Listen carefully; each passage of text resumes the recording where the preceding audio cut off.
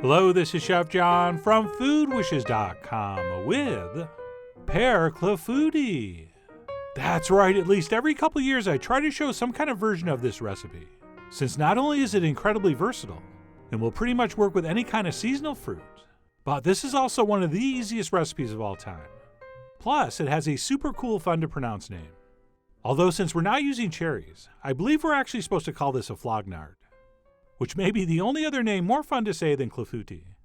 But either way, let's go ahead and get started by making this very simple batter, which will start with 3 whole large eggs, as well as a little touch of sugar, and some nice cold fresh whole milk. And if you wanted to make this a little richer, you could use Park cream as well. But as long as it's not low fat or skimmed, I think whole milk is fine. And then to that we will add a little bit of salt, as well as some freshly grated nutmeg, which as you may know is like 100 times better than the pre-ground stuff, which you've had in your pantry since before you could swear on TV. And then next up we're going to add not 1 but 2 extracts, including some pure real vanilla extract, which never doesn't look super cool when you pour it in. And then we will also add in a little touch of almond extract. And that's it. We'll go ahead and finish this off by adding some all-purpose flour, at which point I'm going to take a whisk and mix this smooth. Oh, and by the way, I always try to do things the right way, since apparently people are learning how to cook by watching these videos. But the right way here is not to use a whisk, but to actually use a blender, so that we don't end up with any lumps of flour. But what happened was my desire not to have lumps of flour was not as strong as my desire not to wash a blender. So I just did mine manually, totally ignoring all those little tiny lumps of unmixed flour, which by the way are not going to be a problem. And of course, if we wanted, we could strain this. But anyway, we'll go ahead and mix that up and then set it aside while we move on to prep our pears. And if you wanted to, you could peel yours, but I'm not going to. All I'm going to do is cut them in half, and then use a melon baller to remove the stem and any fibrous parts, along with, of course, the seeds and any weirdness at the bottom. And of course, you're going to want to use the sweetest, ripest pears you can find for this, which is not exactly what I did. All right, these were still a little bit crisp and not super sweet, but they were from a tree on my new country estate, and I wanted to use them up. And yes, you will be hearing about that thing I just mentioned in the near future. And then what we'll do once the pears have been prepped as shown is we'll go ahead and turn them over and slice them nice and thin. Okay, unlike cherries and berries and other fruit used in this recipe, fruits like pears and apples are much denser. So to make sure they get cooked through, we really do want to cut them nice and thin. Or if you want, cut them thicker and then pre-cook them before you add them. But you know what? That adds a whole other step.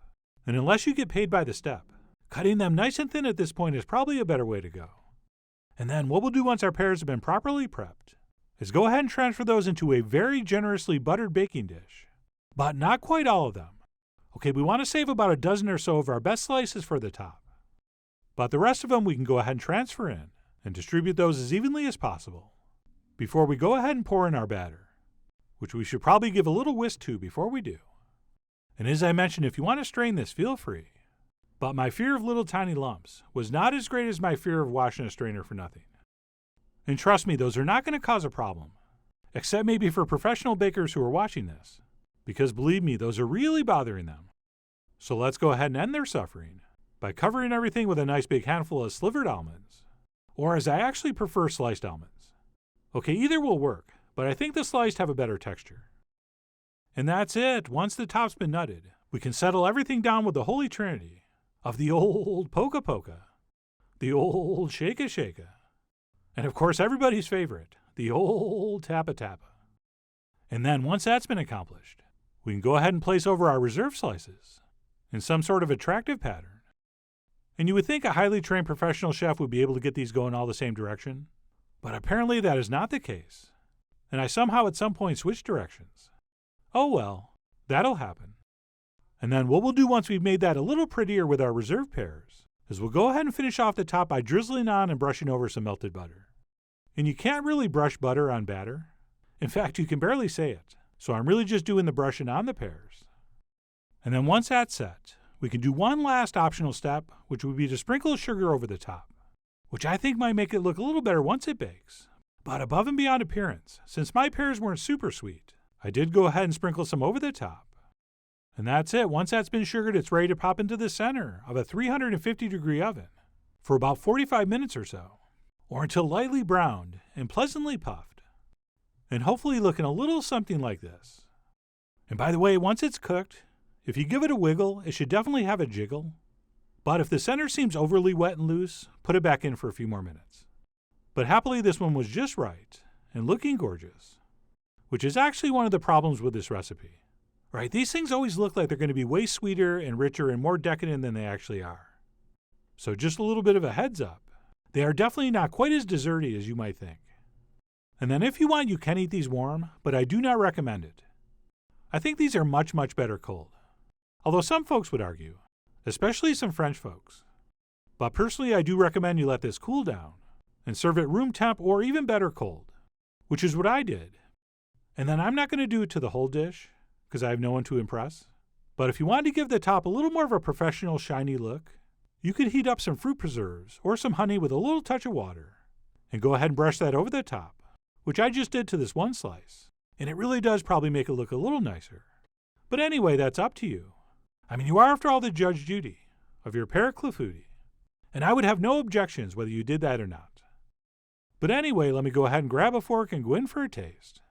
And this really is an incredibly simple recipe, and it tastes like it. All right, whatever fruit you used really should be the star here, with just enough of that slightly sweet custard holding everything together. And what's sort of interesting here is even though there's no crust, you don't really notice there's no crust. And I think that little bit of crunchy texture from the almonds helps with that. But anyway, the point is, texturally, flavor-wise, appearance-wise, this really is an incredibly simple and primitive recipe.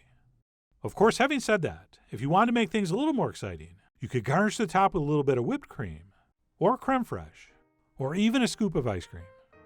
But anyway, that's it. What I'm calling Pear Clafoutis, or if you prefer, Pear Flognard. Which reminds me, a little tip.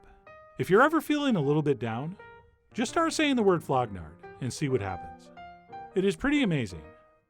But anyway, no matter what you call this, I really do hope you give it a try soon. So head over to foodwishes.com for all the ingredient amounts and more info as usual. And as always, enjoy.